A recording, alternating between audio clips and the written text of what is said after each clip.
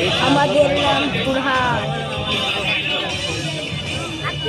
এখন কিছুক্ষণ ছাড়বেন না, গেটটা এখন কিছুক্ষণ ছাড়বেন না, ভিতরে প্রচন্ড ভিড়।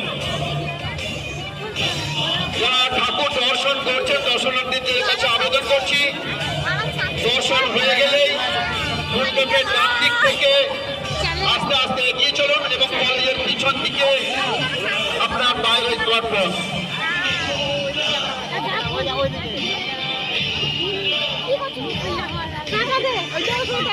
বিভিন্ন নিবন্ধনের পক্ষ থেকে আমাদের পুজো জেলা সেরা পুজো তকমা পেয়েছে, আমরা তাদেরও অনেক অনেক অভিনন্দন জানাই।